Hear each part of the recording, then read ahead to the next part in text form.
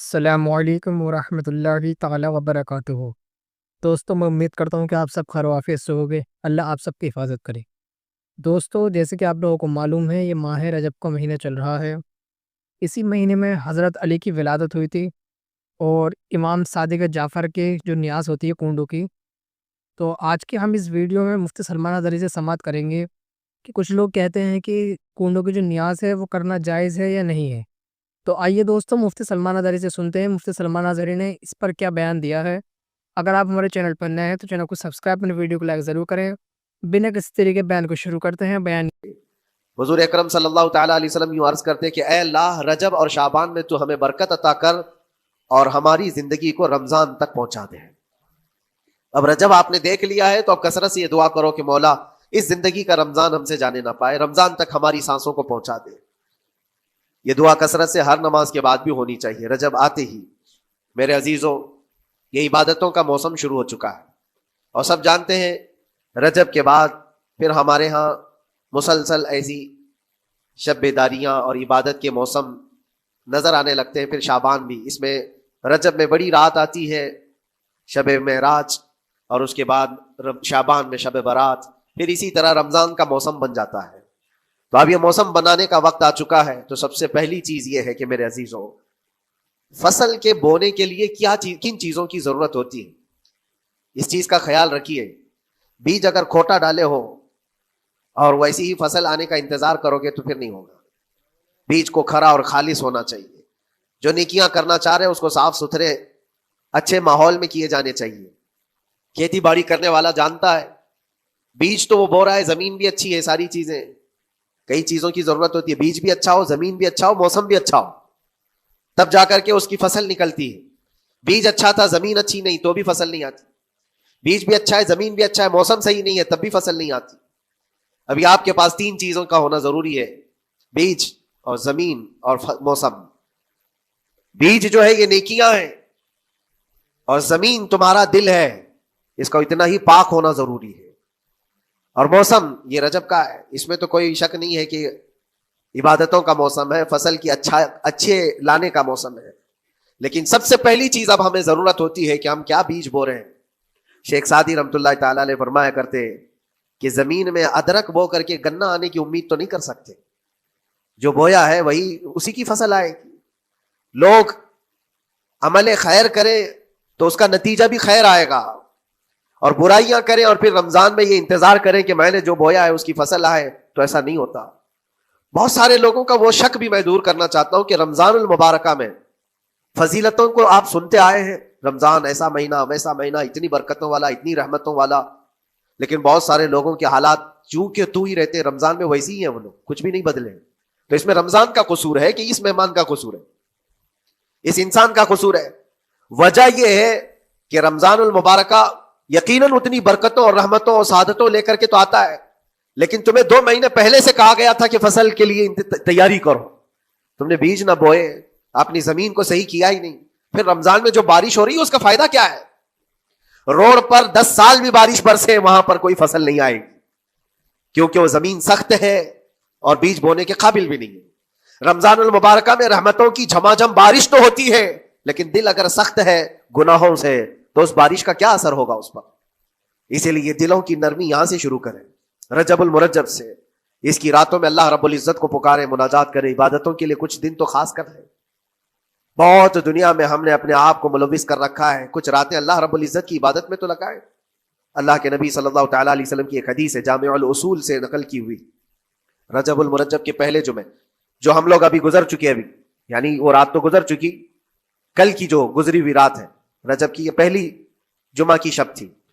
इसके मुतालिक रिवायत है कि 12 रकातें जो मगरिब के बाद से लेकर इशा के दरमियान पढ़ता है, अल्लाह करीम उसके तमाम गुनाहों को माफ करता है और उस साल उसको पूरे तौर पर नागहानी आफात से महफूज रखता है, और शैतान के उस पर काबू पाने से भी उसको अल्लाह महफूज रखता है।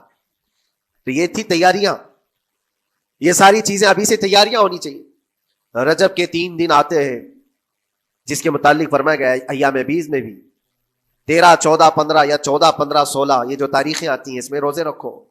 इसकी भी बड़ी फजीलत है कि तुम तैयारियां अभी से शुरू कर लो कि रमजानुल मुबारका में अच्छी फसल देख सके, हमारे जिस्म के अंदर बदलाव आ सके, हमारे दिल के अंदर इनकलाब आ सके। और तैयारी यहां से ना करके सिर्फ रमजान में ही उम्मीद लगाए बैठता है, तो मेरे अजीजों कुछ तो सफाई की जरूरत होती है। आपने अगर जमीन खरीदी खेती बाड़ी की गरज से और गए, वहां जाते ही आपने सोचा कि इसमें फसल आ जानी चाहिए, तो किसानों से पूछो तो बताएंगे आपको नहीं, जमीन को पहले साफ करना पड़ता है, कचरे होंगे उसके अंदर बहुत सारे, हल चलाओ या किसी भी तरह से इसको साफ करो। साफ करने के बाद फिर यह भी किसान कहता है कि जमीन को थोड़ा ढीला कर दो, बड़े बड़े ढेले हो तो उसको तोड़ दो और मिट्टी नरम हो जाए। और उसके बाद फिर किसान कहता है थोड़ा पानी भी छिड़काव करो, गीली हो जाए, तब जाकर के तुम उस पर बीज बो। मेरे अजीजों, ये रजब बीज बोने का मौसम है, तो पहले जमीन को ढीला तो कर दो, जमीन के अंदर जो कचरे हैं उसको निकाल तो दो, दिल के अंदर जो वसवसे भरे हुए हैं, गुनाहों के ख्यालात भरे हुए हैं, इसको पाक तो करो। इसको पाक करने के लिए अल्लाह करीम की बारगाह में आकर गिड़गिड़ाओ। तुम्हारा एक आंसू तुम्हारे तमाम गुनाहों को और अल्लाह की गजब को ठंडा कर दे। वो छूना भी नहीं चाहते, उठाते ही नहीं। साल पूरा हो गया तो कुरान पकड़ते नहीं, तो फिर दिल की कैफियत क्या हो चुकी होगी, दिल कैसा मरीज होगा। आज लोग हमसे ये कहते भी थे कि हजरत पढ़ना तो आता नहीं, क्या करेंगे कुरान का। कहा उठाना तो आता है। मैंने उनसे पूछा कुरान उठाना तो आता है, जब कसम खाने की बात होती है तो कैसे कुरान उठा लेते हो, सर पे रख लेते हो। इसी तरह से कुरान को ही उठा करके सीने से लगाकर अल्लाह की बारगाह में दुआ करो कि मौला मेरे दिल के दरवाजे खोल दे। और कुरान कोई सख्त चीज नहीं है, अल्लाह वादा फरमा रहा है, हमने कुरान याद करने के लिए आसान बनाया है। कोई याद करने वाला, वो खुद कुरान तुम्हारे दिल में उतर जाएगा। कोशिश करो। दिल की बीमारी की दो अलामतें मैंने बताया। अगर बीमार दिल है तो ज्यादा यहां बैठ नहीं सकता और ज्यादा देर कुरान पढ़ नहीं पाता। तीसरी बात फरमाते हैं कि तीसरी अलामत यह है कि हमारा दिल अगर सख्त हो चुका है तो जेब में पैसे होंगे लेकिन कोई मांग रहा होगा अल्लाह के नाम पर, देने की तबीयत नहीं करेगी, देने की तबीयत नहीं करती। और यह चीज हाथ उठाने को तुम्हारा दिल नहीं करता तो समझ जाओ कि दिल बीमार है। और दिल की बीमारी लेकर के अगर कोई रजब में सोचता है कि मैं बीज बोऊंगा तो क्या फायदे का। जमीन सख्त है, जमीन सख्त है और इस पर बारिश भी होगी तो कुछ फर्क नहीं पड़ता, फसल नहीं आएगी। दिल को नरम करो। और एक अलामत मैं बताऊं, और एक अलामत कि दिल नरम है या सख्त है, उसकी एक अलामत यह भी है, अल्लाह का जब जिक्र करे, जन्नत का जब जिक्र करे, जहन्नम के अजाबात का जिक्र करे, कब्र के मामलात का जिक्र करे, हश्र के सवालात का जिक्र करे, तो उसकी आंखें डबडबा जाएं और आंसू निकल आने लगे। कुरान की आयतें सुन करके उसका दिल हिलने लगे और आंसू आ गए, तो समझ जाओ कि उसका दिल नरम है। अभी उसका दिल बीमार नहीं हुआ, अभी उसका दिल बीमार नहीं हुआ। लेकिन यहां तो पोजीशन अलग है, सिचुएशन अलग है। हम तो पता नहीं किन किन चीजों में रो लेते हैं, लेकिन अल्लाह का कलाम सुनते हुए किसी के कान पर जूं भी नहीं रेंगती। लोग तो गानों पर थिरकने वाले और नगमों पर उछल कूद करने वाले वज्द की बात करते हैं, लेकिन अल्लाह का कलाम पढ़ने पर कोई किसी को वज्द क्यों नहीं आता। यह ईमान की अलामत है। कुरान में अल्लाह ने फरमाया इज़ा तुलियत अलैहिम आयातुहु ज़ादतहुम ईमाना, जब अल्लाह की आयतें उन पर तिलावत की जाती है, मोमिनीन पर, उनका ईमान बढ़ जाता है। क्या आप इमाम के पीछे क़िरात सुन करके अपने दिल में हलचल महसूस करते हैं? सुनने की तबीयत करती है। बल्कि इधर नमाज पढ़ करके जाने के बाद आधे घंटे के बाद पूछे आज पहली रकात में क्या पढ़ा था, दूसरी रकात में क्या पढ़ा, आपको पता ही नहीं रहता, याद ही नहीं इमाम साहब क्या पढ़ रहे थे। मैं तो दुकान का हिसाब किताब कर रहा था, क्या खबर है कि उन्होंने क्या पढ़ा। तो कुरान को तवज्जो से पढ़े होते तो तुम्हारे दिल में भी वो बातें असर कर रही होती। मेरे अजीजों, कितने ऐसे लोग हैं जो सिर्फ और सिर्फ कुरान पाक की तिलावत की वजह से दिलों को नरम कर दिया गया है।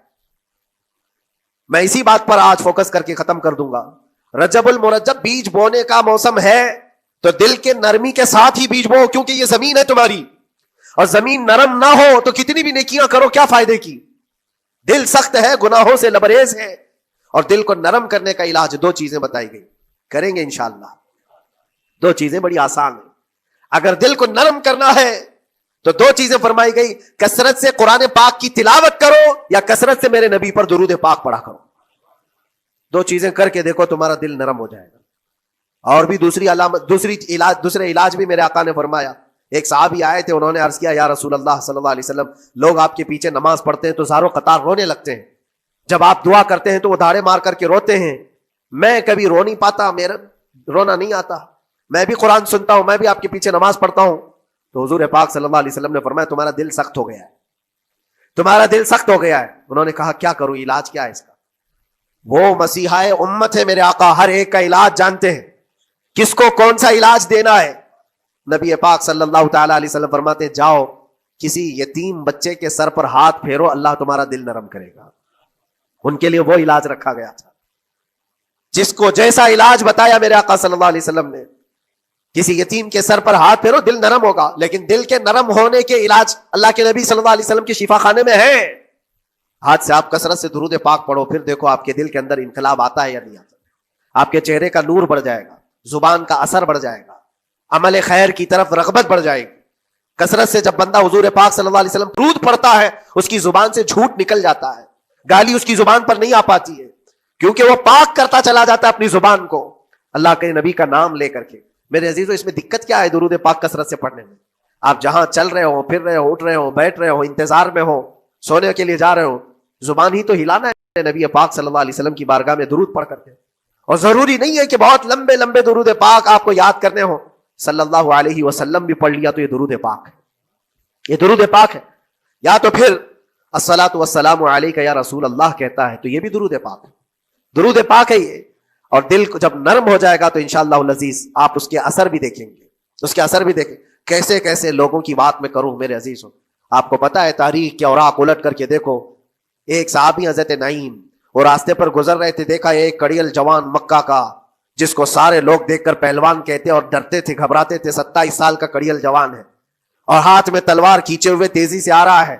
यह पहलवान कोई और नहीं, उमर इब्न खत्ताब है। हजरत नईम कहते देख करके मैं घबरा गया, इतनी तेज और तर्रार चाल और चमकती हुई तलवार, कहां का इरादा है?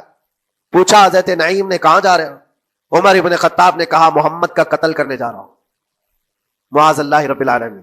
इसलिए कि ईमान लाए हुए नहीं थे। ये दिलों की सख्तियां हैं, ये दिलों का मुंजमिद होना बता रहा था कि वो नबी पाक सल्लल्लाहु अलैहि वसल्लम के कत्ल के लिए निकले। हजरत नईम ने सिर्फ रास्ता रोकने के लिए उनसे कहा, उनका बाद में कत्ल करना, पहले तेरी बहन और बहनवी का घर भी देख ले, वो भी तो कलमा पढ़ रहे हैं, वो भी तो कलमा पढ़ रहे हैं उसी रसूल का। तो गुस्सा और बढ़ गया कि मेरे घर में ये हो चुका है, मैं तो जिसका कत्ल करने जा रहा हूं वो मेरे घर तक आया हुआ है। कहा पहले मेरी बहन और बहनवी का काम तमाम करता हूं। इसी गरज से वो आए थे। और जिस वक्त अपने बहन के घर के बाहर खड़े थे, इत्तेफाक ऐसा कि अंदर से कुरान के पढ़ने की आवाज आ रही थी। एक साहबी हजरत खब्बाब, वो कुरान पढ़ा रहे थे हजरत उमर की बहन को और उनके बहनवी को। और क्या बेहतरीन अंदाज रहा होगा, जो रसूलुल्लाह से डायरेक्ट सुने हुए लोग थे। अल्लाह का कलाम उतरा हुआ है जिनके ऊपर, वो उस वक्त हाजिर रहे हुए लोग हैं, कुरान को पढ़ रहे थे। ताहा मा अंज़लना अलैकल कुरआन लितशक़ा इल्ला तज़किरतन लिमन यख़शा। अरब लोग अच्छी तरह से जानते थे एक एक हर्फ का माना क्या होता है, वो अरबी जानते थे, उनकी मादरी जुबान थी। और उस कुरान के अंदर जो मिठास थी, उमर इब्न खत्ताब कान लगाकर सुनते रहे, सुनते रहे, सुनते रहे। लेकिन गुस्सा जो अंदर से था, दिल की जो सख्ती थी, आए थे मारने के लिए, दरवाजा जोर जोर से ठोकने लग गए। अंदर लोग डर गए, हजरत खब्बाब को छुपा दिया। बहन और बहनवी ने दरवाजा खोला, दरवाजा खुलते ही उन पर हमलावर हो गए। उमर इब्न खत्ताब मारा, अपने बहनवी को बहुत मारा कि तुम ये क्या कर रहे हो, दीन बदल चुके हो, यानी तुम यहां से निकल करके दूसरी जगह चले गए हो, साबी हो गए हो। अपनी बहन को भी मारा, यहां तक कि उनकी नाक फट गई। जब लहू लहान हो गए तो उमर इब्न खत्ताब ने देखा कि मैं अपनी बहन और अपनी भाई को मार रहा हूं। फिर थोड़ी देर के लिए दिल में रहम आया। और दिल में रहम आया किस चीज का, किस चीज की वजह से नरम हुआ दिल मेरे अजीजों? भाई अपने बहनवी की और अपनी बहन की पिटाई को देख करके नहीं, उनको देखा थोड़ी देर के बाद और कहा चलो छोड़ो, जाने दो, जो हुआ सो हुआ। लेकिन जो तुम लोग पढ़ रहे थे मेरे आने के वक्त, मुझे दोबारा फिर से सुना दो। वो क्या कलाम था, वो कौन सा कलाम था? इतना सुनना था कि बहन ने महसूस कर लिया कि दिल की नरमी का दरवाजा खुल चुका है। ये कुरान है जिसने दिलों के दरवाजे खोले हैं, मक्का वालों के कुरान है। दिल की नरमी की तरफ दरवाजा खुल चुका है। तो उमर इब्न खत्ताब से कहा कि तुम गुस्ल कर लो, तुम पाक हो जाओ, हम कुरान तुम्हें सुनाते हैं। और उन्हें पाक किया गया। तो हजरत खब्बाब जल्दी से बाहर आया, कहा मैं सुनाता हूं। हजरत उमर को जब ये आयतें सुनाई गई, झूम करके सुनने लगे। कुरान की वो आयतें 16 या 17 आयतें ही सुन पाए थे कि उनके जिस्म के अंदर राशा तारी हुआ, कपकपी आई। कहा कि चलो मोहम्मद के पास सल्लल्लाहु ताला अलैहि वसल्लम, मुझे लेकर के चलो, मैं उनसे बात करना चाहता हूं। मेरे अजीज हो, भाई और बहनवी, बहनवी और बहन लेकर के चले। और उस वक्त हालात सख्त थे मक्का के। हुजूर पाक सल्लल्लाहु ताला अलैहि वसल्लम के पास 39 साहबा थे जो ईमान लाए हुए, और पहरेदारी में अमीर हमजा खड़े रहते थे कि कोई आएगा तो मैं उसकी बराबर खबरगिरी करूंगा। उमर इब्ने खत्ताब को तलवार लटकाते हुए आते देखा तो साहबा घबरा गए। मक्का का बड़ा पहलवान है, इसको भड़का करके लोगों ने भेज दिया होगा, अब क्या होगा, ये पिटाई बहुत बुरी तरह से सबकी करेगा, गरीब साहबा है और हुजूर पर हाथ ना उठा दे। सब डरने लगे। हुजूर पाक सल्लल्लाहु अलैहि वसल्लम से आकर कहने लगे कि या रसूल अल्लाह सल्लल्लाहु अलैहि वसल्लम, उमर आ रहा है और हाथ में तलवार है। अल्लाह के नबी सल्लल्लाहु अलैहि वसल्लम ने फरमाया, वो मेरी गर्दन नहीं अपनी गर्दन देने आ रहा है, वो मेरी गर्दन लेने नहीं अपनी गर्दन देने आ रहा है। वो मुखबिर सादिक सल्लल्लाहु अलैहि वसल्लम जानते हैं कौन मेरा गुलाम है और कौन मुनाफिक है। उमर इब्ने खत्ताब आए तो हुजूर ने फरमाया रास्ता दे दो। आते ही उन्होंने तलवार जमीन पर फेंक दी। चेहरे जमाले जहां आरा को देखा। हुजूर पाक सल्लल्लाहु ताला अलैहि वसल्लम से पूछा, फिर वो आयतें सुनाए। अब सोचो मेरे अजीजों, सहाबी से सुनना, यहां तो हम कारी कुरान से सुनते हैं कुरान की आयतें 1400 साल के बाद आज भी कुरान का वो असर लगता है दिल के ऊपर। ये इनसे जो 1400 साल के बाद जिस कारी कुरान से सुना वो तो सहाबा से सुने थे, और सहाबा से बढ़कर के अल्लाह के नबी से जो कुरान सुना हो, खुद नबी पाक की जुबान अक़दस से। और जब अल्लाह के नबी सल्लल्लाहु ताला अलैहि वसल्लम ने आयतें तिलावत की, उमर इब्ने खत्ताब की आंखों से आंसू शुरू हो गए, ज़ारो कतार रोने लगे और फिर पुकार कर कहा, अशहदु अल्ला इलाहा इल्लल्लाह व अशहदु अन्नका रसूलुल्लाह। मैं गवाही देता हूं कि अल्लाह के सिवा कोई माबूद नहीं, और मैं गवाही देता हूं कि आप अल्लाह के रसूल हैं। मेरे अजीजों, उमर इब्ने खत्ताब रदी अल्लाह ताला अन्हु को इस तरफ लाने वाला, दिल को नरम करने वाला, यह कुरान पाक अल्लाह का कलाम ही तो है। आज गुनाहों से इस पर बहुत सारी परत जम गई है। हमारे दिलों के हालात ऐसे हो गए, कुरान उठाओ दिलों को नरम कर देगा। और रजबुल मुरज्जब में कुरान को पढ़ोगे जमीन नरम हो जाएगी, और फिर इसकी बरकतें तुम रमजान में देखोगे। एक दो नहीं, हजारों ऐसी हैं। एक ऐसे मशहूर डाकू, बगदाद के लोग डरते थे, बगदाद के लोग इतना डरते थे कि जो भी काफिला जाएगा लुट जाएगा। फुजैल बिन अयाज, जो भी काफिला निकलता था उस रास्ते से लुट जाता था, कोई बच नहीं पाता था। और एक काफिला आ रहा था अरब से और माले तिजारत लेकर बगदाद की तरफ जा रहा था।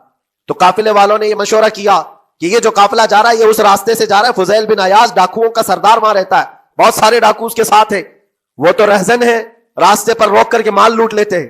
तो काफिले में एक कारी कुरान थे, उन्होंने कहा ठीक है अब रास्ते पर आ ही चुके हैं तो क्या कर सकते हैं, चलो बैठ करके निकलते हैं, मैं कुरान की तिलावत करता रहूंगा ऊंट पर बैठ करके, अल्लाह करीम इस बरकत से हमारा रास्ता आसान कर देगा।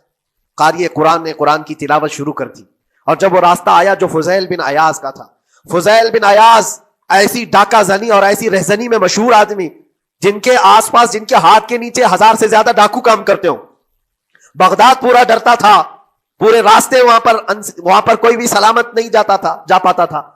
उस रास्ते पर एक कारी कुरान जब आया, मेरे अजीजों, तिलावत क्या कर रहा था, सूरतुल हदीद की आयत थी, अलम यानी लिल्लज़ीना आमनू अन तख्शअ कुलूबुहुम लिज़िक्रिल्लाह। वो कुरान की आयत है। अल्लाह के करीम फरमाता है, क्या ईमान वालों के पास अभी वो वक्त नहीं आया कि अल्लाह का जिक्र सुनते ही या अल्लाह का जिक्र होते ही उनका दिल कांपने लग जाए, उनका दिल हिलने लग जाए। फुजैल बिन अयाज के कानों में ये आयत पढ़ रही थी, कारी कुरान बार बार इस आयत को पढ़ रहा था। क्या वो वक्त अभी ईमान वालों के पास नहीं आया कि वो अल्लाह के जिक्र से दहल जाए? इतना असर कर गई आयत, इतना असर कर गई।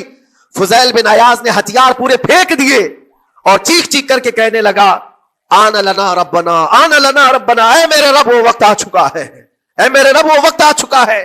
सारे डाकुओं से कहा सजदा रेज हो जाओ, इसलिए कि अल्लाह का कलाम हमें भुला रहा है। बरसों से डाका जनी करने वाले, बरसों से रास्ते लूटने वाले, कुरान की एक आयत ने दिल बदल दिया, दिल के ऐसा इनकलाब आया, सब कुछ छोड़ दिया और उसके बाद निकले। अल्लाह अकबर। जानते हो फुजैल बिन अयाज कौन है? फुजैल बिन अयाज वो है जिनका नाम लेते सरकार गौसे पाक भी अदब किया करते थे। फुजैल बिन अयाज, अल्लाह तबारक व तआला ने विलायत का वो मकाम अता कर दिया, बड़े बड़े औलिया इकराम उनके पास आने लगे। अपने जमाना, जवानी का जमाना डाका जनी में गुजरा था, लेकिन जब फिर वक्त आया तौबा का और दिल के बदलने का तो अल्लाह का ने वो मकाम दिया, वो मकाम दिया। तारीख में आज भी मौजूद है कई सिलसिले ऐसे, सिलसिले चिश्तिया में, और कई सिलसिले ऐसे जो फुजैल बिन अयाज से होकर हुजूर पाक तक पहुंचते। फुजैल बिन अयाज उनका नाम है। इसीलिए मैं कहता हूं मेरे अजीजों, कुरान पाक ये दिलों को नरम करने का सबसे बड़ा इलाज है।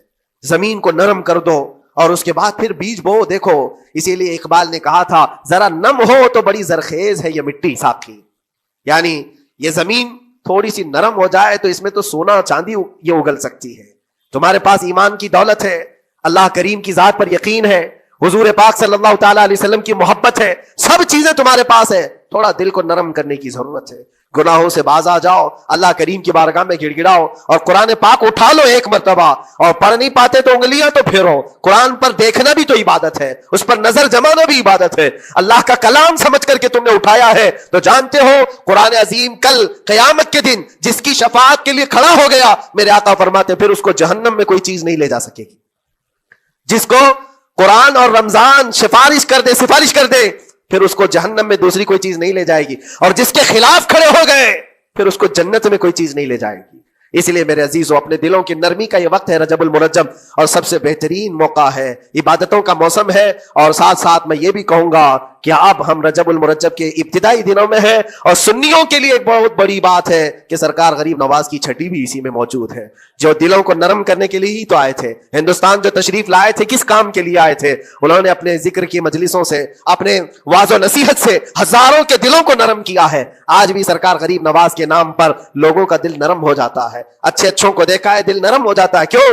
वो ऐसे बुजुर्ग थे जिन्होंने अपने तसव्वुफ की तालीमात से कड़क और सख्त दिलों को नरम किया है। अल्लाह करीम ने उनको हमारे पास जो भेजा वो अताए रसूल बन करके आए। आज सरकार गरीब नवाज रज़ियल्लाहु ताला अन्हु के वसीले से मैं अल्लाह की बारगाह में दुआ करूंगा, मौला उस रजबुल मुरज्जब की बरकत से और गरीब नवाज की वसीले से हम सब के दिलों को नरम फरमा दे। हम सबको ये फसल, ये मौसम रजबुल मुरज्जब का बीज बोने का, बेहतरीन नेकियां करने की तौफीक अता फरमा। हमारे कदमों को खैरात की तरफ बढ़ा दे। हम सबको शर्र व फसाद से महफूज फरमा, हराम कारियों से हमारे हर अज़ु की हिफाजत फरमा। रब्बल आलमीन अकरमल अकरमीन, क़यामत के दिन तेरे नबी पाक सल्लल्लाहु अलैहि वसल्लम के झंडे तले हम सबका हशर फरमा। व आखिरु दावाना अनिल हम्दुलिल्लाहि रब्बिल आलमीन। मोहब्बत से बोलिए सुभान अल्लाह, और मोहब्बत से झूम के बोलो सुभान अल्लाह। मैं क्या अर्ज कर रहा था, हर स्कूल की ड्रेस होती है कि नहीं? हर स्कूल की ड्रेस होती है, छोटा हो या बड़ा। किसी कंपनी में जाके देखो तो वहां कंपनी के वर्कर की अपनी एक यूनिफॉर्म, अपना एक ड्रेस कोड होता है। अब सोचना तुम्हें है, नतीजा मैं दे रहा हूं। दुनिया में छोटे छोटे स्कूल, उनका अपना एक ड्रेस कोड है, छोटी छोटी कंपनियां, उनका अपना एक ड्रेस कोड है। तो मुसलमान, तू क्यों नहीं समझता कि तुझे भी इस्लाम ने एक ड्रेस कोड अता किया है? तू क्यों अपनी यूनिफॉर्म को भूल गया? क्यों तूने अपने लिबास को तर्क करके मगरिबी लिबास पहन लिया? हालांकि बाज लोग कहेंगे कि साहब मौलाना इस पे इतना जोर क्यों, इस पे इतना जोर क्यों? ये कल्चर का हिस्सा है, मजहब का हिस्सा नहीं। लेकिन मजहब ने जो पसंद किया है, पैगंबर इस्लाम ने जो पसंद किया है, तो एक आशिक उतना तो पसंद करेगा ना जो हुजूर की पसंद, जो आका की पसंद। तो दावा अभी आपने सबने हाथ उठा के किया कि हम नबी से मोहब्बत करते हैं। अगर नबी से मोहब्बत है तो अहद करो कि हम लिबास वो पहनेंगे जो मुस्तफा को पसंद है। हम चेहरा अपना वो बनाएंगे जो मदीने वाले आका को पसंद है। अच्छा, इस मामले में ना सूफिया का मौकिफ अगर बता दूं तो हैरान रह जाओगे। सूफिया इकराम का मौकिफ क्या है? जैसे हम कहते हैं ना कि हमें मोहब्बत है, सूफिया कहते हैं इस सवाल पे खामोश हो जाओ, जवाब मत दो। क्यों? क्यों जानते हो? इस सवाल पे खामोश रहना सूफिया का मौकिफ है। आज आप एक उर्स की महफिल में आए हो, अल्लाह वालों का पैगाम भी सुनकर जाओ। अल्लाह वालों का पैगाम ये, जब बात मोहब्बत की आए, इश्क की आए, और कोई ये कहे कि बताओ क्या आप महबूबे खुदा से मोहब्बत करते हो, क्या आप मुस्तफा जाने रहमत से प्यार करते हो, तो वो कहते हैं खामोश हो जाओ। क्यों? क्योंकि अगर आपने कहा नहीं करता तो सीधा काफिर। अगर नहीं करता हुजूर से, भाई देवबंदी वहाबियों को किस लिए काफिर कहा जाता है? हुजूर की तौहीन, हुजूर की मोहब्बत नहीं दिलों में है? तो अगर इनकार किया तो काफिर, इकरार किया तो झूठा। अगर कहा मैं मोहब्बत करता हूं तो फिर तेरे कौलो फेल से, तेरे अमल से, तेरी जिंदगी से फिर वो मोहब्बत नजर क्यों नहीं आती? भाई दोनों बातें समझने की कोशिश करो। हुजूर ने तो फरमाया तमाम मोमिन आपस में भाई भाई। तू कह रहा मैं अंसारी हूँ, मैं फकीर हूँ, मैं अलवी हूँ, मैं ये हूँ, मैं खान हूँ, मैं पठान हूँ। तो हुजूर ने तो तुझे भाई बनाया, तू बिरादरियों पे लड़ रहा है। ये तुझे किसने सिखाया? इस्लाम ने तो नहीं सिखाया। मतलब तेरा दावा अलग है, तेरा अमल अलग है। ताजदारे मदीना के गुलामों, जैसा दावा है वैसा अमल बना लो। हमारा आपका रिश्ता क्या है? हमारा आपका रिश्ता ला इलाहा इल्लल्लाह की बुनियाद पर है और मुस्तफा जाने रहमत की गुलामी की बुनियाद पर है। याद रखना, हमारा रिश्ता ये है कि जो मुस्तफा का गुलाम है वो हमारा अपना है। मुस्तफा ने फरमाया मोमिन का मोमिन से रिश्ता ये कि खून का रिश्ता बाद में, पहला रिश्ता ये कि तुम आपस में भाई भाई हो। मोमिन आपस में भाई भाई है, तो भाई से तू अपने बिरादरी की बात करता है, तो फिर तो ये वही बात हो गई ना। जैसे हुनूद के महल्ले में कोई सब्जी बेचने वाला पहुंचा, बोले तू कौन है, अपना आधार कार्ड दिखा। तो खान साहब पूछ रहे तू कौन है, अपनी जात बता। ये इस्लाम में नहीं है। किसी ने कहीं कोई कथा कर ली, किसी अलग बिरादरी के थे वो, लोगों ने बवाल कर दिया, झगड़े हुए खूब। तो वो दूसरों के मजहब हैं जहां जात बिरादरियों को लेकर लड़ा जाता है। इस्लाम ने सारे फर्क खत्म कर दिए, सारे फर्क मिटा दिए। काले गोरे का फर्क मिटा दिया, अमीर गरीब का फर्क मिटा दिया, जात बिरादरी का फर्क मिटा दिया। एक ही सफ में खड़े हो गए महमूद व अयाज, न कोई बंदा रहा और न कोई बंदा नवाज। अगर नबी के सच्चे वफादार हो तो अहद कर लो। बहरपुर का नहीं, बहरपुरा का नहीं, रिछा का नहीं, बरेली शरीफ का नहीं, रामपुर का नहीं, मुरादाबाद का नहीं, पूरी दुनिया में कहीं कभी कोई भी मुसलमान है नबी का आशिक है तो फिर दिल से उसे अपना भाई मानने की ताकत रखो और दुनिया को बता दो हम मोमिन से मोहब्बत करते हैं। हम जात बिरादरियों की बात नहीं करेंगे, हम मुस्तफ़ा की शरीयत की बात करेंगे। हम जात बिरादरियों के झगड़े नहीं लड़ेंगे, हम मुस्तफ़ा जाने रहमत की मोहब्बत की बुनियाद पर लोगों से मोहब्बत करेंगे। और सुनो मोमिन की शान ये, वो अगर किसी से दोस्ती करता है तो अल्लाह के लिए करता है, दुश्मनी करता है तो अल्लाह के लिए करता है। तू किसके लिए करता है? बिरादरी के लिए। नाक की लड़ाई, नाक की लड़ाई, तबाह हो गया मुसलमान नाक की लड़ाइयां लड़ने में। अरे हद तो उस वक्त हो जाती है जब नाली को लेकर लड़ाई होती है। नाली को सुबह सुबह एक औरत दरवाजा खोल के झाड़ू लगाती हुई निकली, उसने सारा कूड़ा कचरा इकट्ठा किया बराबर वाले के दरवाजे के करीब। अब वो जो अंदर से दूसरी मैम साहब निकली, उन्होंने कहा ये रोज हमारे दरवाजे पे हरामजादी कूड़ा रख के जाती है, आज इसकी खबर लेती हूँ। औरतों में शुरू हुआ, आदमी मैदान में कूद पड़े, झगड़ा इतना बड़ा। प्रधान जी बोले बस तू रपट कर दे, बाकी तो सारा काम मैं देख लूंगा। तू तो बस बोले तहरीर, बोले ऐसे जेल में पहुंचाना मेरा काम है। उधर उसे दूसरी पार्टी मिल गई, बोले अच्छा जुल्म नहीं होने दूंगा प्रधान का तुझ पे। अरे अपनी सियासतों की लड़ाइयाँ कौम को कब तक लड़वाओगे? अपने वोट की लड़ाइयाँ इस कौम से कब तक लड़वाओगे? अपनी बिरादरियों की लड़ाइयाँ कब तक लड़ोगे? मुसलमानों अपनी नाक की लड़ाइयाँ कब तक लड़ोगे?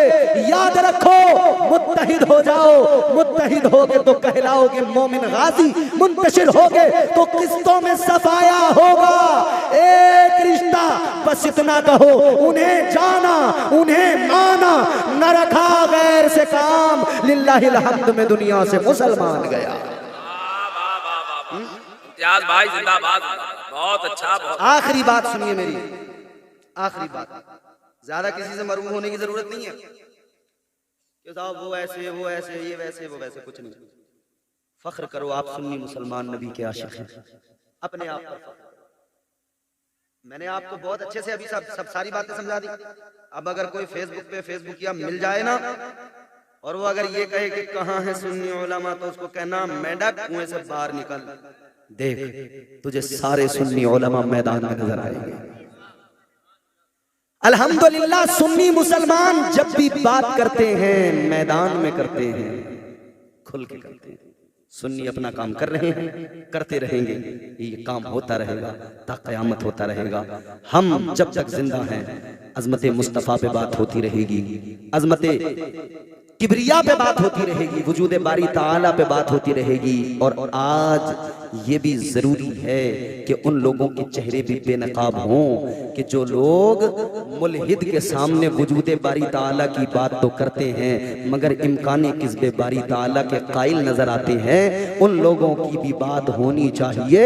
उन लोगों को अब सुन्नी उलमा के जवाब भी दे देने चाहिए और बता देना चाहिए कि आज उनका मौक़िफ़ क्या है।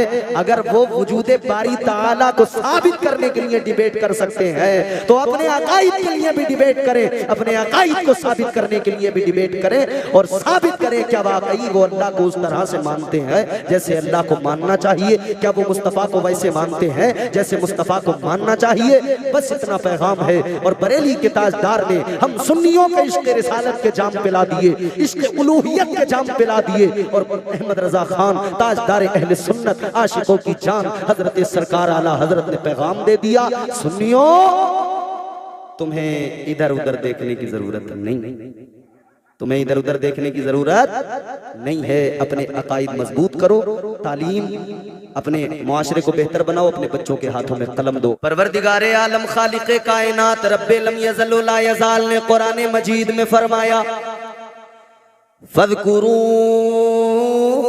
आला अल्लाहि लअल्लकुम तुफ़्लिहून।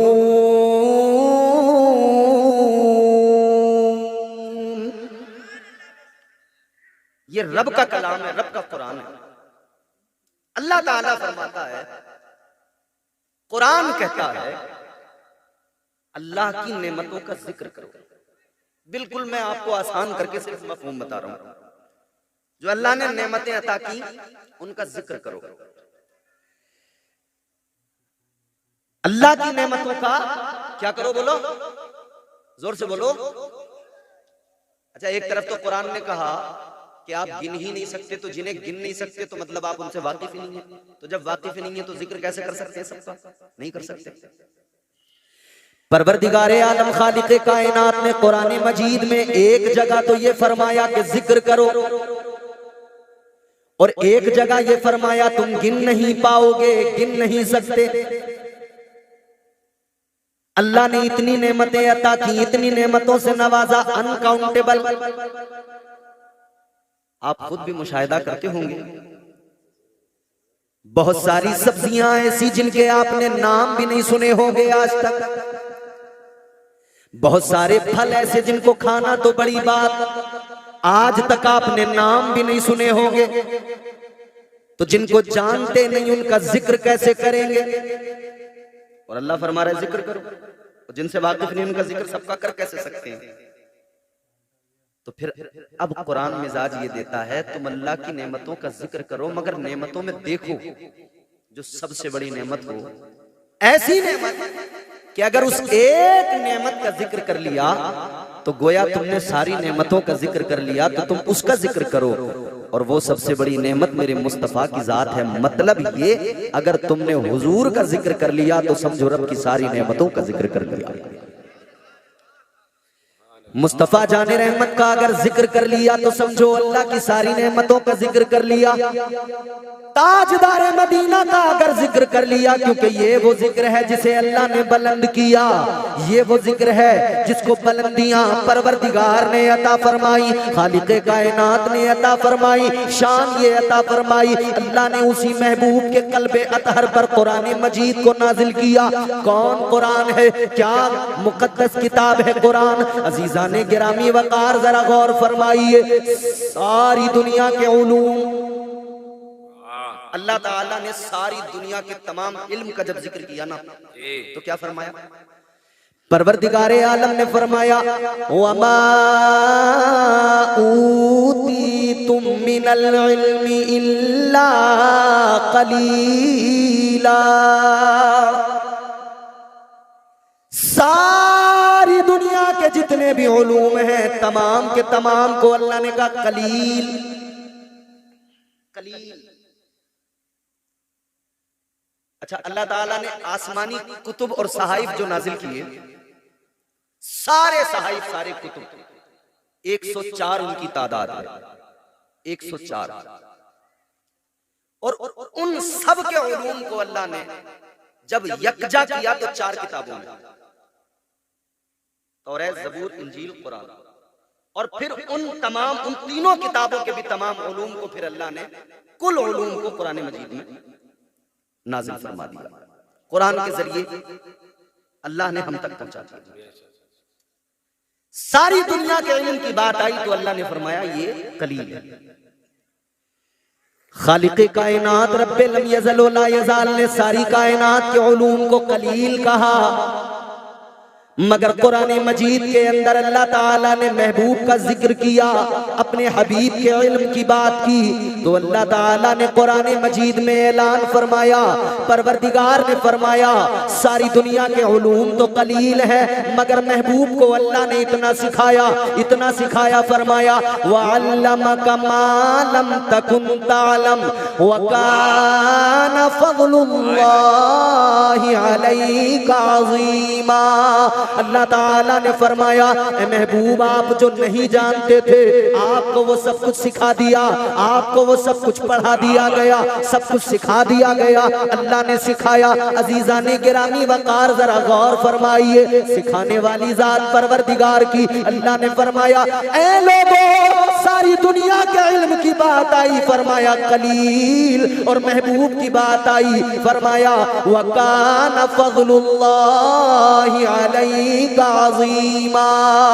महबूब के इल्म की बात आए तो अल्लाह ताला अजीम कहे, अजीमा कह के दुनिया को बताए, मिजाज दे, मेरे महबूब से वाबस्ता हो जाओ, मेरे महबूब से जुड़ जाओ, मेरे महबूब से रिश्ता जरा मजबूत कर लो। ताजदारे मदीना के गुलामों जरा गौर करो, वो मुस्तफा जाने रहमत है, उन्हीं आका के सदक़े में कुरान हमें मिला। अल्लाह ने वो अजीमुल मर्तबत किताब अता फरमाई। अल्लाह ताला ने कुरान मजीद में हर शय का खुला बयान फरमा दिया। अल्लाह ने तमाम उलूम जमा कर दिए। परवरदिगार ने कुरान मजीद को नाजिल किया, फरमा दिया नज़्ज़लना अलैकल किताब तिबयानन लिकुल्लि शै। अल्लाह ताला ने फरमाया कुरान मजीद जो नाजिल किया गया इसके अंदर हर शय का खुला बयान है। हजरत अब्दुल्लाह इब्ने अब्बास फरमाते हैं अगर मेरे ऊंट की रस्सी भी गुम हो जाए, अगर मेरे ऊंट की रस्सी खो जाए तो मैं उसको भी कुरान से तलाश कर लूंगा। सुभान अल्लाह, सुभान अल्लाह। नारे तकबीर, नारे रिसालत, मसलके आला हजरत उर्से मुक़द्दस हजरत अल्लामा इम्तियाज बरकाती साहब क़िबला मुरादाबादी, शायर इस्लाम असद इकबाल साहब क़िबला कलकत्तावी। अब बहुत गौर से मेरी बातें आपको सुननी। कुरान अल्लाह ने हमें दिया और उसी कुरान ने हमें जीना सिखाया, करीना जिंदगी उसी के जरिए मिला। उसी कुरान ने हमें मुस्तफा का अदब भी सिखाया, उसी कुरान ने हमें मुस्तफा जाने रहमत की मोहब्बत भी अता की, उसी कुरान ने मकाम मुस्तफा भी बयान किया। आका के जिक्र की महफिल में आने वालों, बात आका की अजमत की करते हैं, बात मुस्तफा के मकाम की हम करते हैं, क्योंकि हम हुजूर से प्यार करते हैं, हुजूर से मोहब्बत करते हैं। इसीलिए जल से सजा सजा के हुजूर का जिक्र करते हैं, हुजूर की तालीमात की बात करते हैं। गौर फरमाइए, हम हुजूर की बात करते हैं, आका का जिक्र करते हैं, क्यों ना करें? क्योंकि कुरान भी मुकम्मल मेरे मुस्तफा का जिक्र ही है। कुरान मजीद की तिलावत कीजिए, अल्लाह ताला के कलाम के अंदर मुस्तफा की अजमतें नजर आएंगी, ताजदारे मदीना का मकाम नजर आएगा। क्या बात। कुरान और साहिब कुरान, समझने की कोशिश करना मेरी बात। कुरान और साहिब कुरान, कुरान की अजमत की बात आए तो साहिब कुरान बयान करें, साहिब कुरान की अजमत की बात आए तो कुरान बयान करें। कुरान और साहिब कुरान का ताल्लुक, रिश्ता, कुरान की अजमत की बात आए साहिब कुरान बयान करें, अजमत महबूब की बात आए तो कुरान बयान करें। आजकल कुछ लोग उन लोगों का ताबूत उठाकर घूम रहे हैं जो लंबे जुब्बे भी पहनते हैं, दुनिया को अपने इल्म से मरऊब करने की कोशिश भी करते हैं और कामयाब भी हो रहे हैं किसी हद तक। मगर सबसे बड़ी बात यह है कि दिल तो इश्क मुस्तफा से खाली है, अंदर तो कुछ भी नहीं है, अंधेरा है, तारीकी है, जुल्मत है। उजाला कैसे होगा? उजाला फकत मुस्तफा की मोहब्बत पैदा कर सकती है। सुन्नियों, अपनी किस्मत पे नाज करो, फख्र करो, और बिलखुसूस ये बरेली शरीफ के अतराफ का ये इलाका तो अपनी किस्मत पे नाज करे। हम अहले सुन्नत व जमात, हमें आला हजरत जैसा हुजूर का आशिक मिला है, वो आशिक सादिक मिला है। दुनिया जिसके इल्म को देखकर अश अश करती है, ये इल्म कहां से मिला है? दरे मुस्तफा से मिला है। इमरान बरकाती साहब, कुछ लोग सोशल मीडिया पर, फेसबुक पर पोस्ट कर रहे हैं, कह रहे हैं देखिए एक मौलाना साहब ने डिबेट कर ली, मुफ्ती साहब ने डिबेट कर ली, सुन्नियों में ऐसे आलिम नहीं है क्या कि वो डिबेट कर सकें? कुएं का मेंढक कभी आपने देखा है? जी, उसको कुएं के बाहर मालूम कुछ नहीं होता, उसी को वो सब कुछ समझता है, यही पूरी दुनिया है, यही पूरी दुनिया है, उसको उसके बाहर पता ही नहीं होता कि बाहर भी कोई दुनिया है।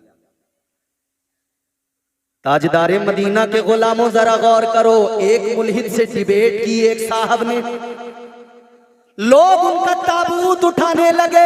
मगर मैं ये जानना चाहता हूं, जो सुन्नी ये लिख रहे हैं या सोशल मीडिया पर बोल रहे हैं कि सुन्नियों में ऐसे आलिम क्यों नहीं, वो उनकी टूल किट का शिकार हो गए। बदअकीदत, सुन्नियों में आलिम नहीं है? अरे ये कहो सुन्नियों जैसे कहीं दुनिया में आलिम ही नहीं है। क्या बात है, क्या बात है, बहुत हक बात है। ये उलमा बैठे हैं, किताब का नाम है शरअ अकाइद, बेसिक सिलेबस में है, मदारिस के दरस निजामी में पढ़ाई जाती है। वो मुफ्ती साहब ने पूरी शरअ अकाइद के अंदर कोई नई बातें तो कहीं नहीं, वही जो शरअ अकाइद के अंदर थी वो जरा 2-4-6 इंग्लिश के वर्ड इस्तेमाल कर लिए, बस जरा सा लैंग्वेज का फर्क। सही बात, बातें कोई नई कहीं से बनाकर थोड़ी लाए। मगर मैं ये कहना चाहता हूं मेरे अजीजों, अगर इन मामलात पर तुम वाकिफ नहीं तो हम क्या करें? हमारे उलमा तो काम कर रहे हैं बरसों से। जावेद अख्तर से डिबेट हुई, जावेद अख्तर एक मुल्हिद जरूर है मगर इस फील्ड का बहुत बड़ा माहिर नहीं है। एक मुल्हिद जरूर है, वो मशहूर इसलिए है कि फिल्मों के अंदर काम करता है, मशहूर इसलिए है कि मेन स्ट्रीम मीडिया उसको कवर किया करता है, मगर वो जानता वानता कुछ नहीं है, इस सब्जेक्ट पर उसे महारत नहीं है। मैं तुझे बताऊं, सुन्नी उलमा जब डिबेट करते हैं तो छुटवैयों से नहीं करते, इस फील्ड के जो बड़े माहिर हुआ करते हैं उनसे डिबेट किया करते हैं। अब तुम अपने मोबाइल सुबह को उठाना, इंटरनेट पर सर्च कर लेना, नाम मैं बता रहा हूं, शेख असरार राशिद का नाम सर्च करना और बात यहां तक मिलेगी। उन्होंने सिर्फ न के मुल्हिदों से डिबेट किए, मुनाजरे किए, यही तक बात नहीं, बल्कि जब उन्होंने मुनाजरे किए तो नतीजे निकल के आए, रिजल्ट निकल के आए। जब उन्होंने दलाइल रखे तो लोग सुन सुनकर, वो यहूदी, ईसाई और मुल्हिदीन जब उनकी बातों को सुनते हैं तो उन्होंने सुन सुनकर कलमे पढ़ लिए, वो कलमा पढ़ पढ़ के मुसलमान हो गए। ये जो मुफ्ती था ये तो बाद में उसी मुल्हिद के हाथ चूम रहा था, उसी का अपने सर पे हाथ रखवा रहा था, फिर ये भी ऐलान हो रहा था खाना भी साथ में खाया जाएगा। वाह क्या अजीब बात है, ताल्लुकात भी बराबर निभाए जा रहे हैं, खाना भी बराबर साथ में खाया जा रहा है। मगर मेरे अजीजों, अब जरा एक बात गौर से सुन लो, एक तरफ वो मुल्हिद, बात है इम्तियाज भाई, ये बात गौर से सुनना, बहुत अच्छा, बहुत अच्छा, बहुत अच्छा। एक तरफ वो मुल्हिद जाते बारी ताला का मुल्क, अल्लाह को नहीं मानता, जी समझ में आ रही है?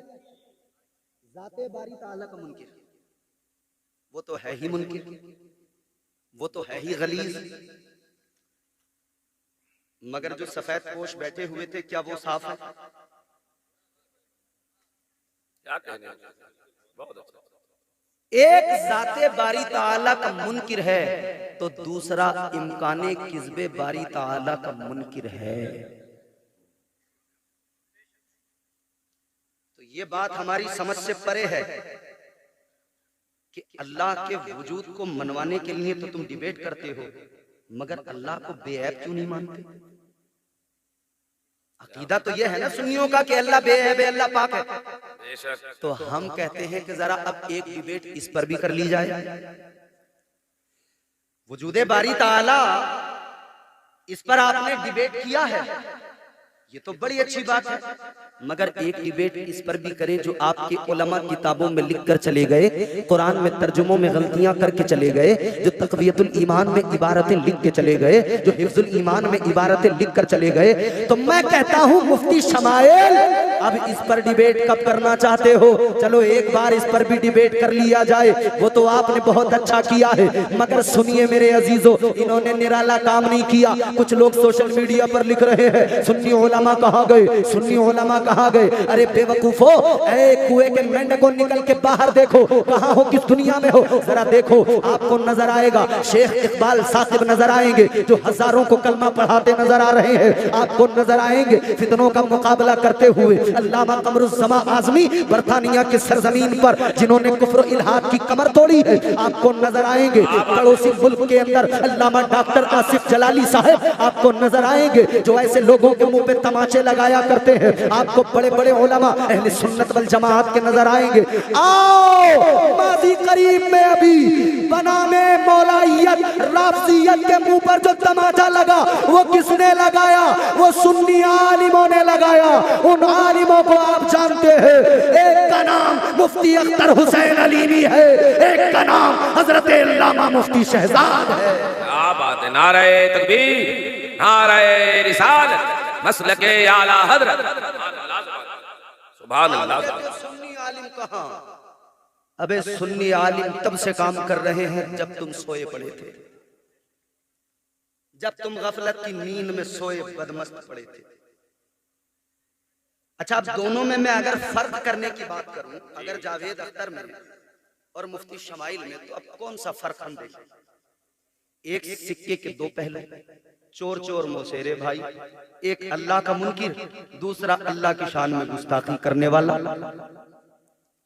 भाई सोचने वाली बात है। एक तो अल्लाह के वजूद का मुनकिर, एक इम्काने किस्बे बारी ताला का मुनकिर।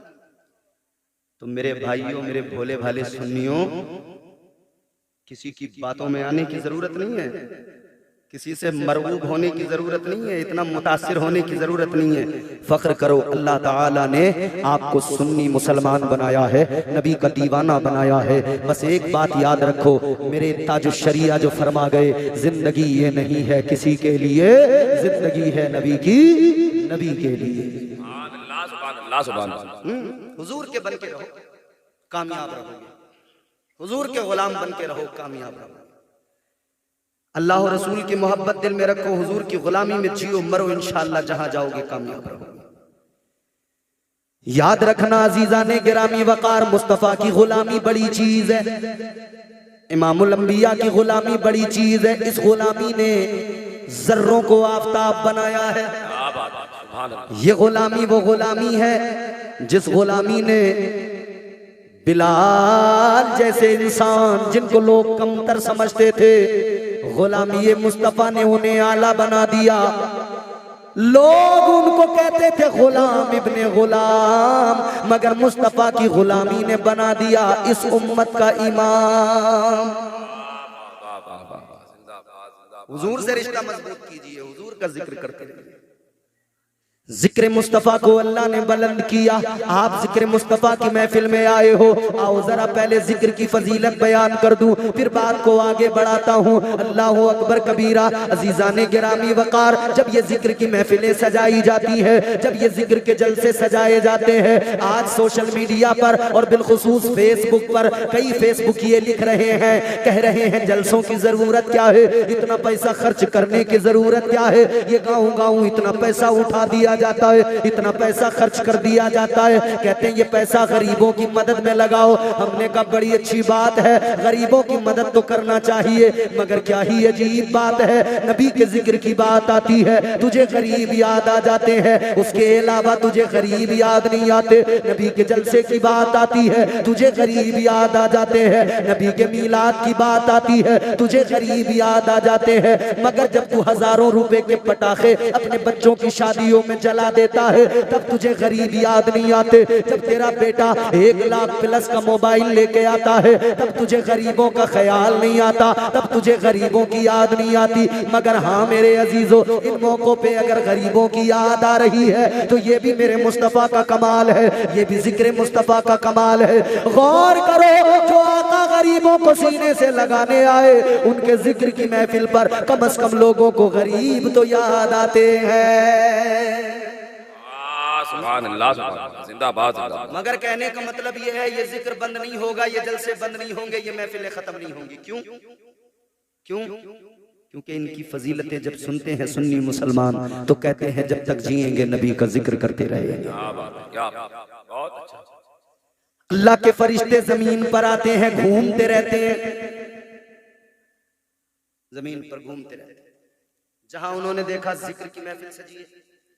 अब जैसे ये क्या नाम है, बहरिया, बहरपुरा, बहरपुरा, बहरपुरा, बहरपुरा, नाम बहर में है ये नहीं है लेकिन बहरपुरा है। बहरपुरा, यहाँ जलसा हो रहा है तो फरिश्तों ने देखा जलसा हो रहा है, जिक्र रसूल हो रहा है, तो फिर वो फरिश्ते क्या करते हैं, जब उन्हें ये महफिलें मिलती हैं तो वो वहां रुक जाते हैं, बैठ जाते हैं। इन महफिलों में इसलिए भी बादब बैठना चाहिए कि हमारी एक्टिविटीज फरिश्ते हमारे साथ बैठकर देख रहे होते हैं, ये रिकॉर्ड हो रहा है। अच्छा, ये जो कैमरे वाले बैठे हैं, ये जितने भी चैनल्स वाले बैठे हैं, ये भी रिकॉर्ड करते हैं, मगर ये सिर्फ इधर रखते हैं अपना कैमरा उलमा की तरफ, शायर को देख रिकॉर्ड कर रहे हैं, मुकर्रिर को रिकॉर्ड कर रहे हैं, इन उलमा को रिकॉर्ड कर रहे हैं। मगर अल्लाह के जो फरिश्ते आते हैं ना, वो किसी एक तरफ अपना लेंस सेट करके रिकॉर्डिंग नहीं करते, वो पूरी महफिल को देखते हैं कौन क्या कर रहा है, सारी महफिल पे नजर डालते हैं कौन किस हाल में है, कौन क्या कर रहा है। अल्लाह अकबर, गौर फरमाइए, सारी महफिल पर जब वो नजर डालते हैं सबको देखते हैं, जो कुछ होता है देखते हैं, पूरे जिक्र की महफिल में रहते हैं। जब महफिल का इख्तिताम होता है, सलातो सलाम होता है, दुआ हो जाती है, अब ये फरिश्ते भी महफिल से उठते हैं, ये फरिश्ते भी वापस जाते हैं अल्लाह ताला की बारगाह में। जब ये पहुंचते हैं अल्लाह ताला फरमाता है, ऐ मेरे फरिश्तों कहाँ गए थे, कहां से आ रहे हो? अल्लाह तो सब जानने वाला, मगर अल्लाह फिर भी सवाल करता है, फरिश्तों कहां गए थे, फरिश्तों कहां से आ रहे हो? फरिश्ते अर्ज करते हैं, मौला हम जमीन पर घूम रहे थे, एक जगह तेरे हबीब के जिक्र की महफिल सजी थी, ऐ मौला तेरा जिक्र किया जा रहा था, तेरे प्यारे महबूब का जिक्र हो रहा था।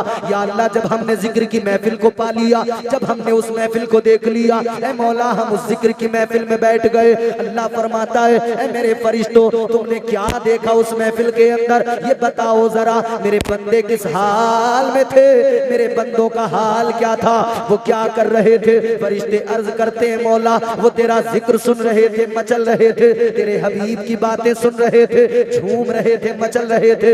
या अल्लाह, वो कभी सुभान अल्लाह बोल रहे थे, कभी अल्हम्दुलिल्लाह बोल रहे थे, कभी अल्लाह अकबर कह रहे थे।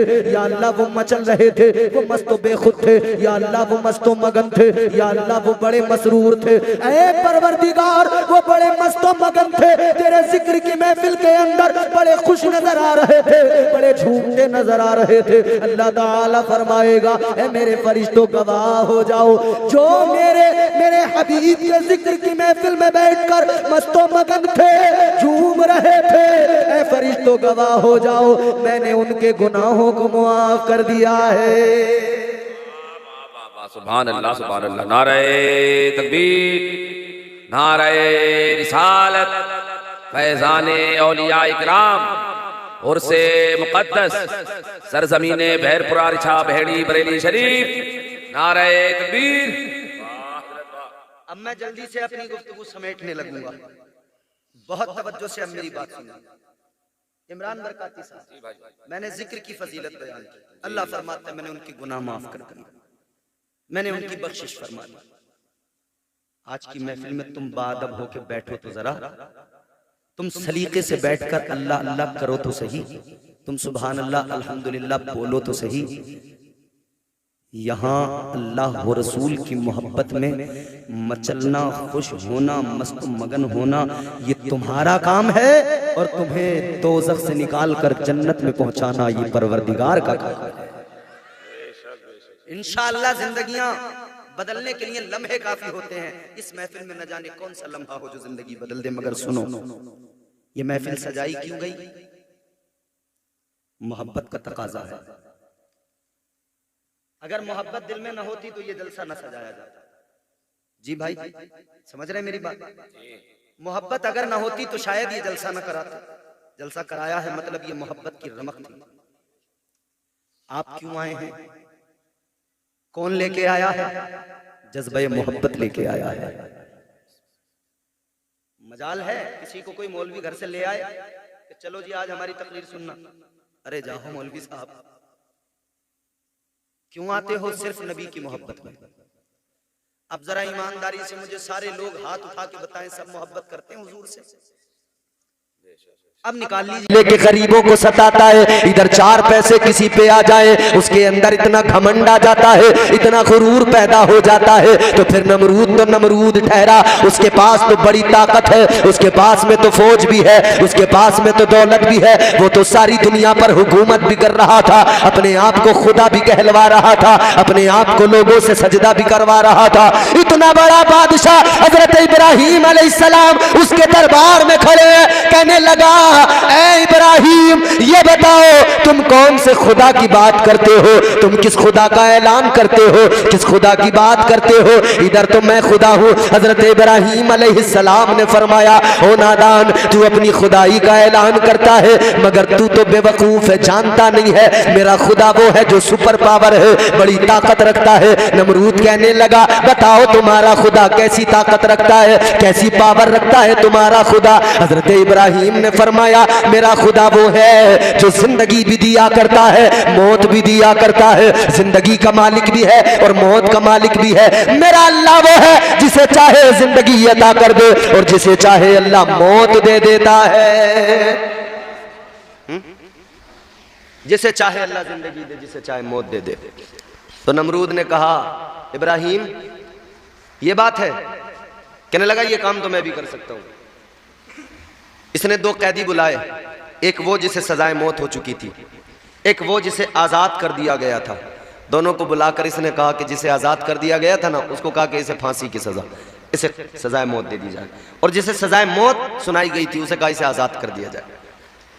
कहने लगा इब्राहिम लो जो मरने वाला था मैंने उसे जिंदगी दे दी, और जो जिंदा रहने वाला था मैंने उसे मौत दे दी। कहने लगा जिंदगी और मौत तो मैं भी दिया करता हूं। हजरत इब्राहिम ने फरमाया नादान तू मेरी बात को समझा ही नहीं, तू मेरी बात को जाना ही नहीं, तू समझा ही नहीं। अल्लाह ताला उसकी शान तो ये, उसने तो कुरान में फरमा दिया अल्लज़ी खलक़ल मौत वल हयात लियब्लुवकुम अय्युकुम अहसनु अमला। वो जिंदगी और मौत का मालिक है। फरमाया तू मेरी बात को नहीं समझा, मेरा खुदा तो वो है अगर किसी के जिस्म के टुकड़े टुकड़े कर दिए जाए, बोटियों का कीमा बना दिया जाए, फिर अगर मेरा रब जिंदगी देना चाहे तो उस कीमे को वापस मिलाकर गोश्त का लोथड़ा बनाकर अल्लाह ताला उन हड्डियों से मिलाकर फिर भी जिंदगी अता कर देता है। तो अल्लाह की शान तो ये है, परवरदिगार की शान तो ये है। दूसरा सवाल हजरत इब्राहिम अलैहिस्सलाम का, खौफ डराना चाहता था नमरूद, मगर हजरत इब्राहिम अलैहिस्सलाम डट कर खड़े रहे। कहा मैं डरने वाला नहीं हूं, इम्तिहान है अल्लाह की तरफ से। तो इस इम्तिहान में अच्छा एक बात बताऊं मैं आपको, एक बात आप सुने जरा मोहब्बत से बोले सुभान अल्लाह। एक बड़ी दिलचस्प बात याद आई मुझे।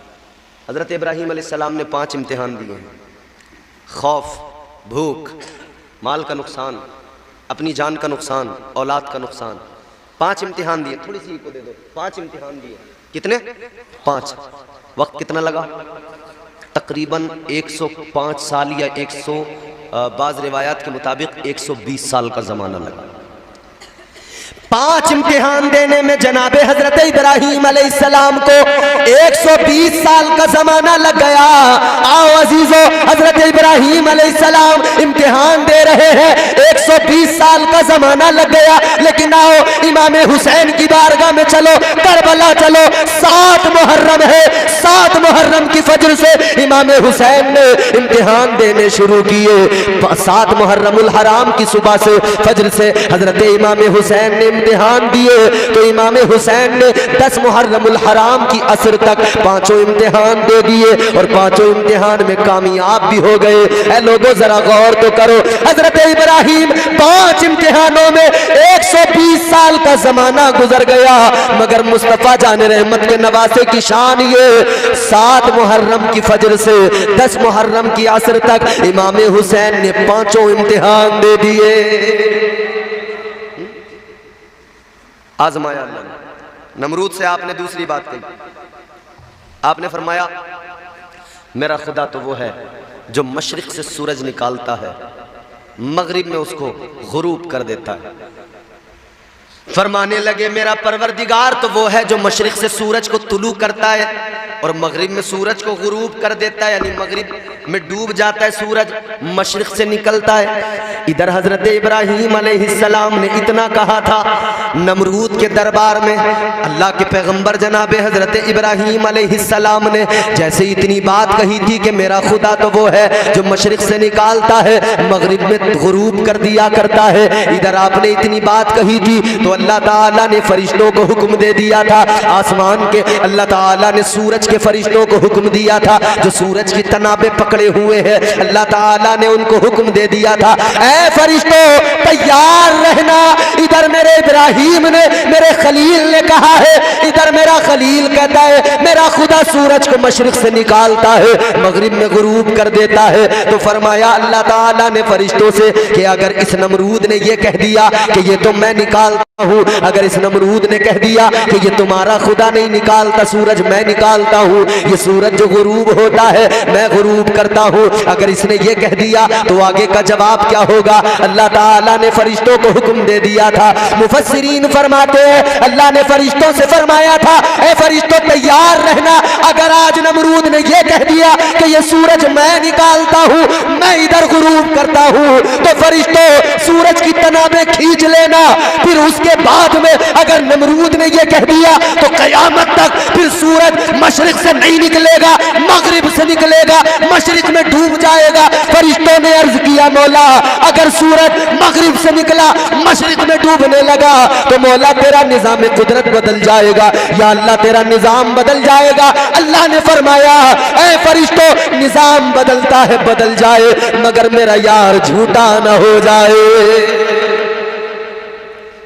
फरमाया अगर कोई ऐसी नौबत आई ना तो फिर सूरज अब इधर से निकलेगा, इधर डूबेगा।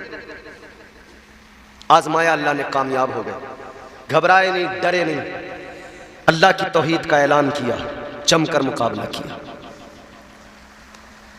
अल्लाह ताला ने इम्तिहान लिया, इम्तिहान में कामयाब हो गए। फिर अल्लाह ने दूसरा इम्तिहान लिया, बल्कि वो इम्तिहान और पहले हुआ, भूख से आजमाया अल्लाह ने। अल्लाह ताला ने भूख से आजमाया। ये इम्तिहान तो बचपन में ही हो गया था, बहुत पहले हो गया था। हजरत इब्राहीम अलैहिस्सलाम जब पैदा हुए, मेरे अजीजों गौर करो कैसे पैदा हुए।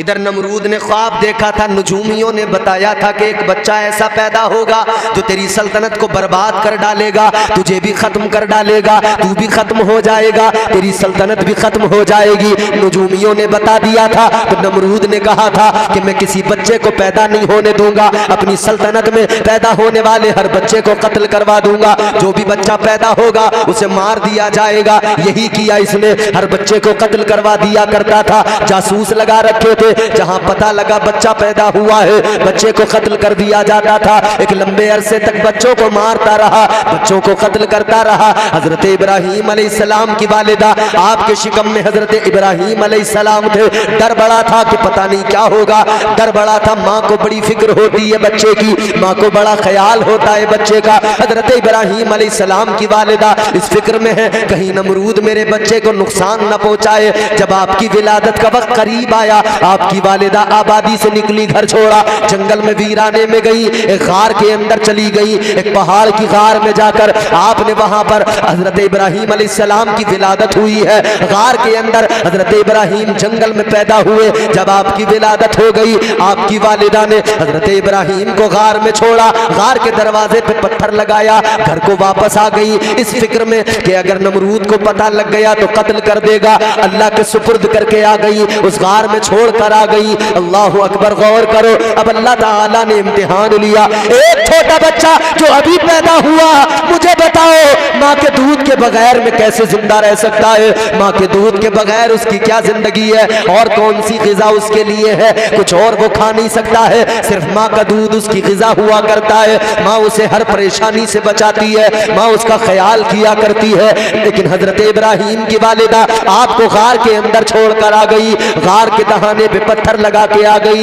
एक दिन गुजर गया, दूसरा दिन भी गुजर गया, तीसरा दिन जब आया, तीसरा दिन भी गुजरा। आपको बच्चे का ख्याल आता, दिल कांप जाता, आपको बड़ी फिक्र हो रही थी मेरे बच्चे इब्राहीम का क्या हाल होगा। सोचा आपने कि 3 रोज हो गए, कोई देखने वाला नहीं है, कोई खिलाने पिलाने वाला नहीं है, 3 रोज हो गए, आपको लगा मर गया होगा, इंतकाल हो गया होगा। सोचा चलो जाकर तो देख लूं, दिल नहीं माना। माँ का दिल तो ऐसा ही हुआ करता है। अब जब गार के दहाने पे पहुंची है, पत्थर जो गार के दहाने पे लगा हुआ था, जैसी पहुंची है पत्थर खुद ब खुद हट गया। अंदर जाकर देखा हजरत इब्राहीम अलैहिस्सलाम के मुंह के अंदर आपका अंगूठा है और उसको चूस रहे हैं। अल्लाह अकबर, माँ हैरान हो गई। तीसरा दिन है मगर मेरा बच्चा सलामत है, तीसरा दिन है मगर मेरा बच्चा ठीक ठाक है। हजरत इब्राहीम की वालिदा ने जैसे ही अंगूठा निकाल के देखा है, खुदा की कसम अल्लाह ताला ने वो करम फरमाया, आपके अंगूठे से दूध भी निकल रहा था और अल्लाह शहद भी अता कर रहा था। नारे तकबीर, नारे तकबीर, नारे रिसालत, नारे रिसालत, मसलके आला हजरत, मसलके आला हजरत, जलसाए इमाम हिंद, नारे तकबीर, नारे रिसालत। बात समझ में आ रही है आप? मैं ये समझाना चाह रहा हूँ कि हम जो यहाँ अपने रब से रिश्ता कमज़ोर कर बैठे हैं और ज़रा सा आजमाइश का वक्त आए तो हम मददगार बहुत तलाश करते हैं, मगर जो हकीकी मददगार है उस अपने अल्लाह, उस परवरदिगार को नहीं पुकारते सलीके से, उस रब से अपना रिश्ता मजबूत नहीं करते। कभी अपने रब को पुकार के तो देखें, वो बहुत करीब है, बहुत करीब है खुदा। तुम्हारा मेरा परवरदिगार इतना करीब है, अल्लाह ने कुरान में फरमा दिया, नहनु अक़रबु इलैहि मिन हब्लिल वरीद। अल्लाह ताला ने फरमाया, ऐ मेरे बंदो मैं तुम्हारी शहरक से भी ज्यादा करीब हूँ। ऐ लोगों, अल्लाह बहुत करीब है, परवरदिगार बहुत करीब है। तुम पुकारो तो जरा अपने रब को, तुम पुकारो तो जरा। जिस तरह मुश्किल में तुम अपने दोस्त को पुकारते हो, तुम्हें लगता है मेरा दोस्त आकर मेरी मदद करेगा, लेकिन याद रखना, चाहे जितना करीबी दोस्त हो, चाहे जितना तुम्हारा उससे दिल लगा हुआ हो, जरूरी नहीं है तुम्हारी मदद करे, मगर वो परवरदिगार जो हर वक्त तुम्हारे साथ है, हर वक्त इतना करीब है कि उसने फरमाया शहरक से भी ज्यादा करीब हो। फरमाया मेरे मदनी करीम आका ने, ताजदार मदीना इमामुल अंबिया वालिए कौनैन ने फरमाया, अल्लाह ताला इतना करीब है, इतना करीब है, जब बंदा अपने रब को पुकारता है, एक मर्तबा बंदा रब को पुकारता है मुश्किल वक्त में, ये इधर कहता है या अल्लाह, ये इधर रब को पुकारता है। फरमाया बंदा एक मर्तबा पुकारता है, मगर परवरदिगार की रहमतें उस पुकारने वाले को 70 मर्तबा पुकारती है। सुभान अल्लाह। इसने एक मर्तबा पुकारा, रब की रहमतों ने 70 मर्तबा आवाज दी, हाँ मेरे बंदे बोल, हाँ मेरे बंदे बोल, मैं तेरे करीब हूँ, तू अपना गम तो बयान कर, तू अपनी मुश्किल तो मुझे बता, मैं मुश्किल कुशा हूँ तेरा, तू अपनी परेशानी तो बता, मैंने तो कुरान में ऐलान कर दिया है इन्ना मअल उसरी युसरा, तू जरा अपना गम तो बयान कर, फिर मेरा करम भी देख लेना, मेरी अताएं भी देख लेना, मेरा फजल भी देख लेना। मुश्किल वक्त में घबरा कर इधर उधर हाथ फैलाने वालों, याद रखना अल्लाह की बारगाह में हाथ फैलाया करो, अल्लाह ताला से मांगा करो, अल्लाह ताला को राजी किया करो, तो आंसू आंखों में लेकर रब के हुजूर यूं हाथ उठाया करो, अल्लाह बड़ा करीम है। याद रखना मेरे अजीजों, शैतान ने जब अल्लाह ने शैतान को निकाला था, शैतान ने कहा था मौला तेरे बंदों को बहकाऊंगा, तेरे बंदों को गुमराह करूंगा। अब जरा ये जुमले तवज्जो से सुन लेना, खुदा की कसम जिंदगी बदल जाएगी। जलसा कराने वालों,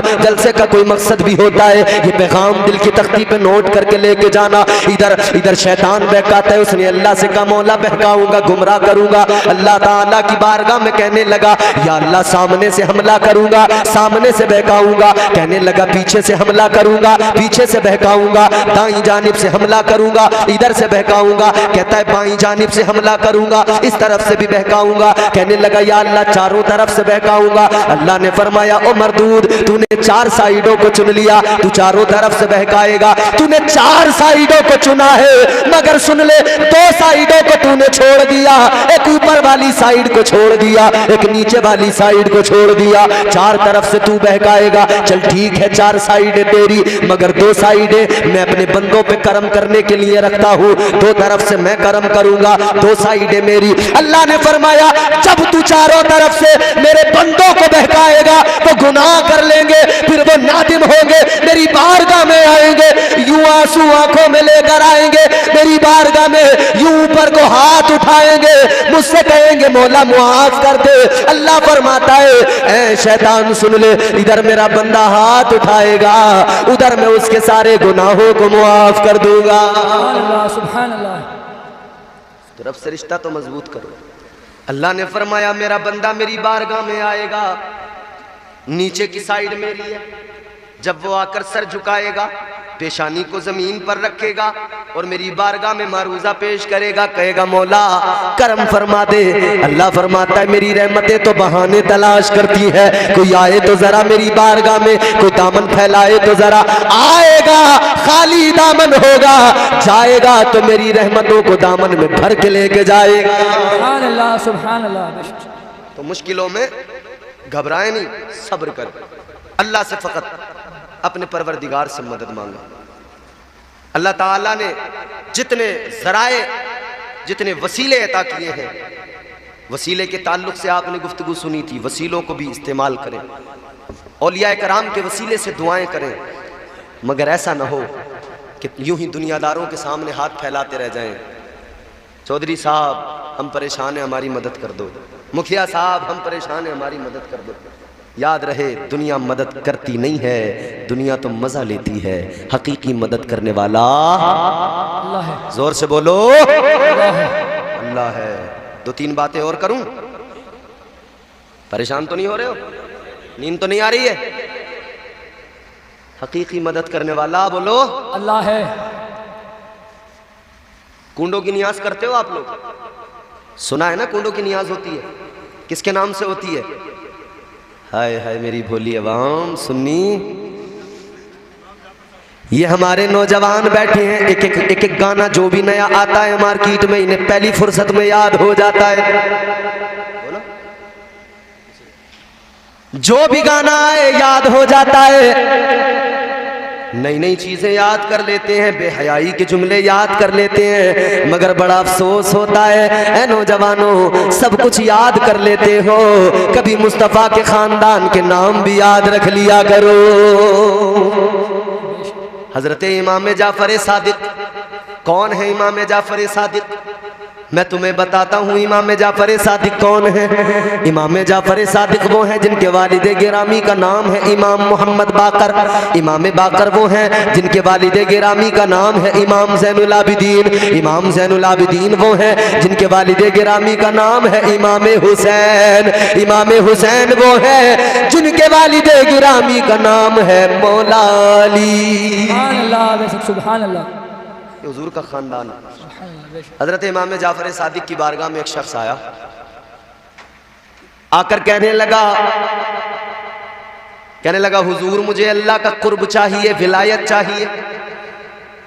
आपकी बारगाह में इसीलिए आया हूं, मुझे अल्लाह का कुर्ब चाहिए, विलायत चाहिए। मगर कहने लगा टाइम नहीं है मेरे पास में, जल्दी चाहिए। आजकल हमारा भी मामला यही है ना, जो भी हो जल्दी हो, बहुत जल्दी है हमें हर काम की। हम चाहते रातों रात करोड़पति बन जाएं, चाहे सट्टा लगाना पड़े, चाहे जुआ खेलना पड़े, जल्दी बहुत है। रातों रात करोड़पति बन जाए, चाहे कुछ भी करना पड़े। याद रखना, रातों रात करोड़पति बनने की फिक्र ना किया करो, हलाल रोजी कमाया करो, अल्लाह ताला से हलाल रिस्क मांगा करो। जिंदगी में अगर हलाल लुक़्मे खाए हैं तो कब्र में भी मुस्कुराओगे, बरोज़े क़यामत मुस्तफ़ा का करम होगा, वहां भी मुस्कुराते नजर आओगे। मैदान हश्र में परवाने नजात मिलेगा।